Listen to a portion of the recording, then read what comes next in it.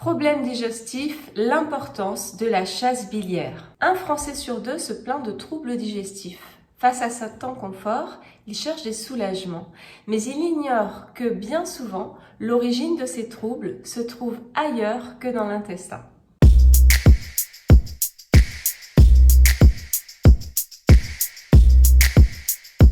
Je trouve important de me présenter pour ceux qui ne me connaissent pas. Je suis naturopathe et praticienne en micronutrition. C'est une approche globale et naturelle qui vous aide à optimiser votre vitalité en rééquilibrant les fondations de votre bien-être.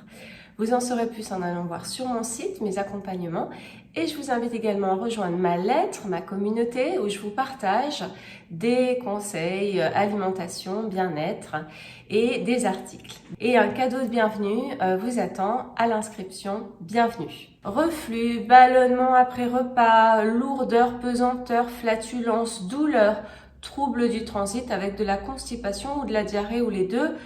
Tous ces troubles concernent un Français sur 5 en moyenne. Alors je vous mets les liens de ces sondages qui sont réalisés régulièrement depuis plusieurs années où on voit cette évolution. Donc à peu près un Français sur 2 se plaint de ces troubles sans que ce soit pathologique mais plutôt de lié à l'ordre de l'inconfort. Parmi ces troubles, les douleurs abdominales arrivent en tête, suivies des troubles du transit, le plus souvent de la constipation. Ces motifs de consultation sont très fréquents en naturopathie. Le rôle du naturopathe est certes de soulager avec des méthodes naturelles, mais également de chercher à comprendre d'où vient le problème et donc y remédier de façon causale. On pense souvent au microbiote, on l'accuse souvent le microbiote d'être responsable de tous ces troubles. Vous savez, le microbiote, c'est la flore bactérienne de l'intestin, du gros intestin. Mais le plus souvent, les causes de tous ces troubles n'est pas aussi bas dans la chaîne digestive, mais plus haute. Elle est plutôt dans la capacité digestive. Donc, je vous explique tout ça. Faut pas oublier que l'intestin est en bout de chaîne de cette chaîne digestive. En première partie, on a la bouche et dans la bouche, il se passe une action mécanique avec les dents, une action chimique avec les enzymes. Faut pas oublier que cette mastication est décisive pour votre bien-être. C'est un petit rappel parce que tout ce qui se passe dans la bouche, que ce soit le broyage mécanique ou l'action enzymatique donc de la salive, des enzymes de la salive, n'est pas remplacé dans l'estomac. Si c'est raté là, c'est perdu et c'est le début de la chaîne et donc tout le reste de la chaîne va pâtir de cette mauvaise mastication. C'est la loi du maillon faible. Ensuite, on a l'estomac. Et dans l'estomac, il se passe beaucoup de choses. On a des sécrétions digestives. Donc, on a l'estomac produit de l'acide chlorhydrique, souvent pointé comme un problème, mais on va voir que c'est pas le cas. La bile produit ses sels biliaires, le pancréas produit ses enzymes. Et l'ensemble de ces 3 sécrétions digestives, de ces 3 familles de sécrétions digestives, va permettre une digestion optimale, si tant est que vous avez bien réussi votre mastication d'abord. Donc c'est ça souvent qui pose problème. On constate que beaucoup de personnes ont des manques à ce niveau-là. Je vais bien sûr vous expliquer. Un des premiers manques et très fréquents dans les problèmes digestifs, c'est l'hypochlorhydrie, voire dans certains cas la chlorhydrie. C'est quand l'estomac ne produit pas assez d'acide chlorhydrique. On a tendance à penser qu'il en produit trop quand on a des reflux acides. C'est assez cohérent, assez logique de le voir comme ça. Mais souvent, c'est l'inverse. L'estomac est toujours acide, donc qu'il y ait des remontées acides, c'est normal. Le problème, c'est qu'il y ait des remontées, c'est pas l'acidité, puisque l'acidité est normale dans l'estomac. Elle est même nécessaire, indispensable pour bien digérer. Donc, ce qui pose problème, c'est que ça remonte. Et si ça remonte, souvent, c'est parce que ça digère mal, c'est mal outillé pour bien digérer. Donc, l'hypochlorhydrie, elle a d'autres causes. Ça peut être le stress, j'en avais parlé dans le nerf vague. Ça peut être aussi la faiblesse de la thyroïde. Une paroi de l'estomac qui est abîmée à force d'avoir pris peut-être des anti-inflammatoires ou d'autres choses, des antibiotiques ou une bactérie, ça peut arriver. Donc ça, si ça vous intéresse, écrivez-le-moi en commentaire parce que je préfère l'isoler, c'est tellement vaste comme sujet, en parler dans une autre vidéo.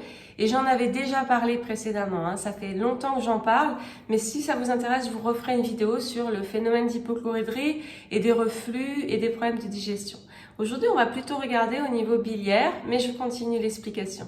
Donc cette sécrétion d'acide, elle est indispensable pour bien digérer Et elle appelle, il y a un phénomène donc de symbiose, elle appelle l'excrétion biliaire, c'est-à-dire la bile. La vésicule biliaire, ce petit réservoir qui stocke la bile, qui est produite par le foie, se contracte au moment de la digestion et relâche ses sels biliaires. Et pour cela, on a besoin d'un minimum d'acide chlorhydrique parce que ça va communiquer et ça va également déclencher également la sécrétion d'enzymes pancréatiques. Ça fait une symbiose, donc les trois ont besoin d'être ensemble. Donc déjà le manque d'acide qui peut se manifester par une difficulté d'assimiler la vitamine B12, d'assimiler le fer, des lourdeurs, des reflux, également des gazodorants parce qu'on digère mal les protéines et ça se transforme en dysbiose de putréfaction. Donc tout ça, j'en parlerai plus en détail une autre fois. Mais tout ça donc va aussi impacter la vésicule biliaire. Voyons maintenant ce phénomène de chasse biliaire. Qu'est-ce que c'est? Quand donc on mange, quand l'estomac accueille les aliments et va commencer à envoyer l'acide chlorhydrique, eh bien normalement la vésicule biliaire se contracte et chasse les acides biliaires, les sels biliaires pour aller digérer de façon plus optimale les graisses et l'ensemble du repas et favoriser un bon transit parce que ces acides biliaires participent à la motricité intestinale, au transit. Donc ça, c'est quand tout va bien. Après, ça le fait en général, sauf si on a plus de vésicule biliaire, et j'en parle après, mais parfois ça ne le fait pas assez. Alors pour plusieurs raisons, soit que le foie ne produit pas assez de bile, soit que la vésicule biliaire est paresseuse et se contracte mal au moment des repas, soit qu'il y a une hypochlorhydrie qui fait que ça n'appelle pas assez les sels biliaires, ou un mélange de toutes ces raisons. Quand on manque de cette excrétion biliaire au moment des repas, qu'est-ce qui se passe?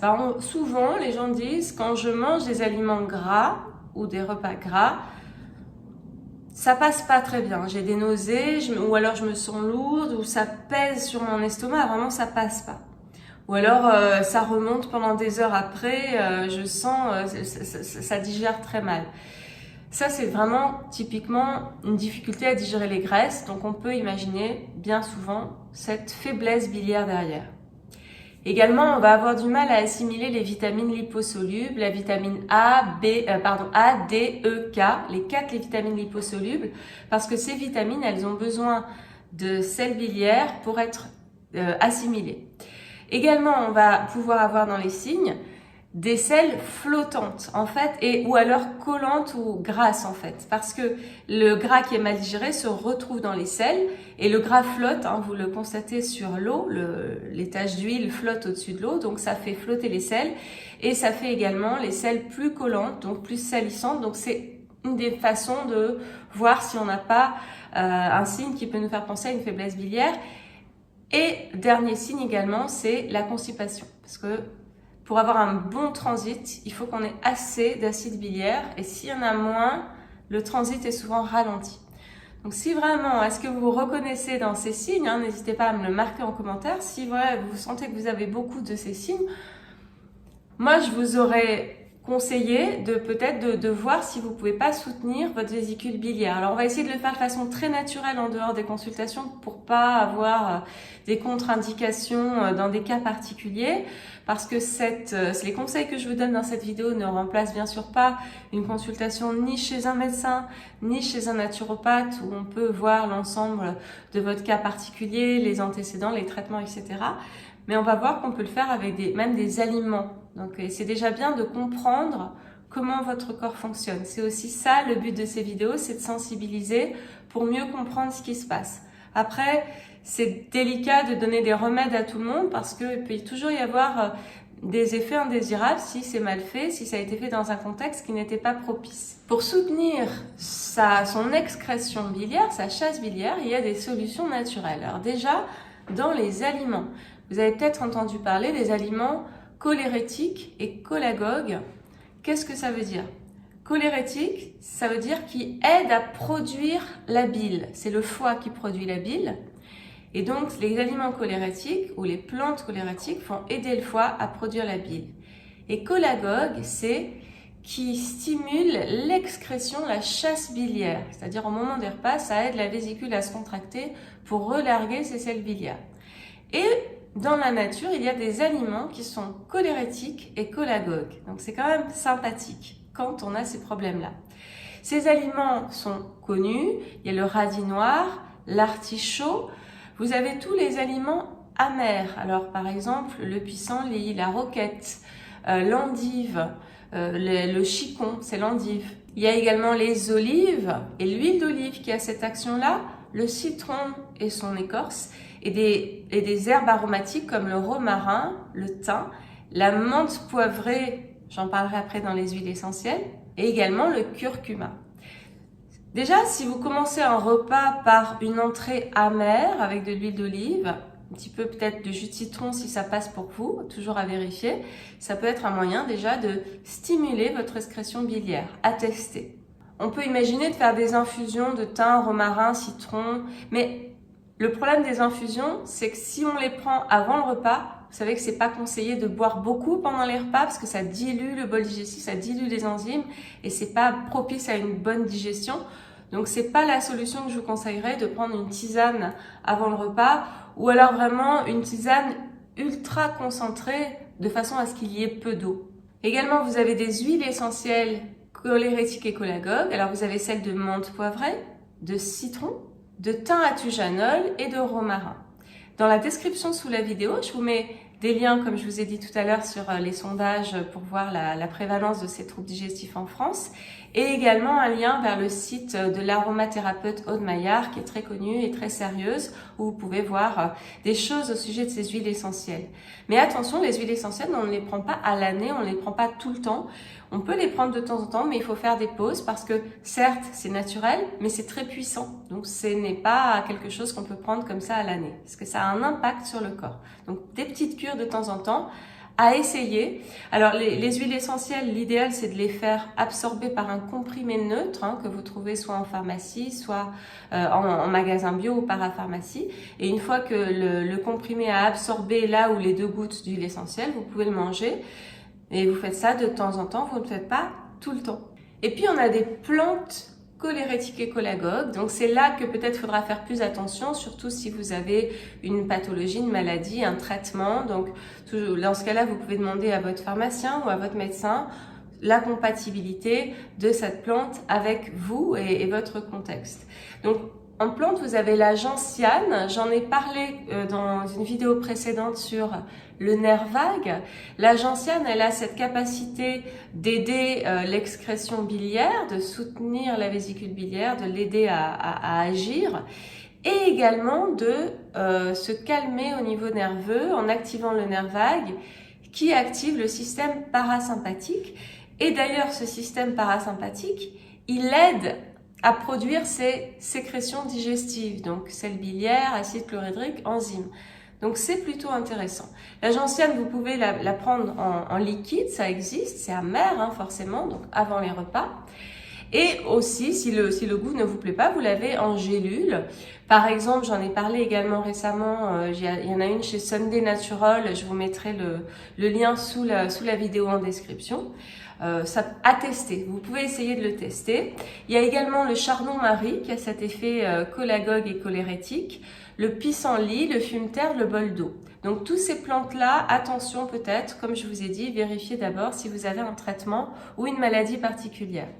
Pour ceux qui n'ont pas de vésicule biliaire, j'en parle après. Si jamais vous pensez manquer d'acide chlorhydrique, on le verra bientôt, si ça vous intéresse ce sujet, eh bien, il y a une solution également naturelle, c'est de prendre un petit peu de vinaigre de cidre avant les repas.